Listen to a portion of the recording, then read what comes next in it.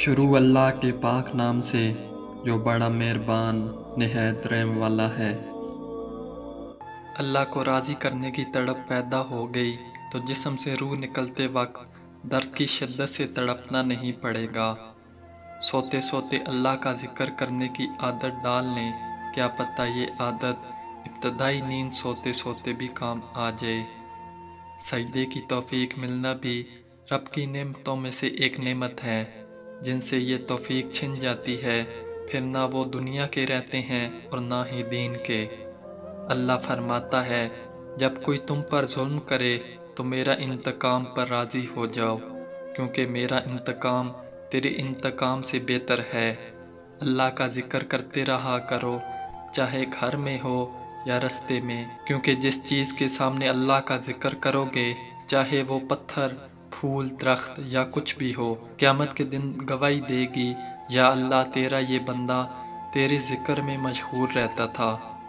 اندھا دنیا کو دیکھنے کے لیے، بہرا سننے کے لیے، لنگڑا چلنے کی اور گونگا بولنے کی تمنا کرتا ہے، اور تم دیکھنا، سننا، چلتے اور بولتے ہو تو کون سی چیز کہیں اپنے رب کا شکر بجا لانے سے روکتی ہے؟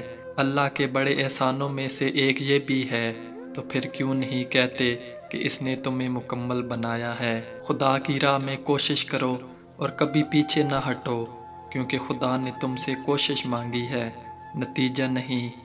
جب اللہ کسی کو پسند کرتا ہے تو اس کی پریشانیاں بڑھا دیتا ہے تاکہ اسے اپنے قریب کر سکے۔ رات کی خاموشی کے آنسو ضدی بچے کی طرح اپنے رب کی بارگاہ میں اپنی بات منوا لیتے ہیں، اور اللہ اس لاڈلے کی بات بھی رد نہیں کرتا۔ وقت اچھا ہو یا برا، میرا اللہ کبھی بھی ساتھ نہیں چھوڑتا۔ لوگوں سے ڈرنا چھوڑ دو، عزت اللہ دیتا ہے، لوگ نہیں۔ بے شک میرا رب وہ ہے جو مجھے آزماتا ہے، پھر سنبھالتا ہے، پھر آزماتا ہے اور پھر سنبھالتا ہے۔ دوسروں کی خوشی میں خوش ہونا سیکھو، اللہ تمہیں دینے میں بھی دیر نہیں کرے گا۔ اللہ سے ڈرتے رہو، جس صفات یہ ہے کہ اگر تم بات کرو تو وہ سنتا ہے، اور اگر دل میں رکھو تو وہ جانتا ہے۔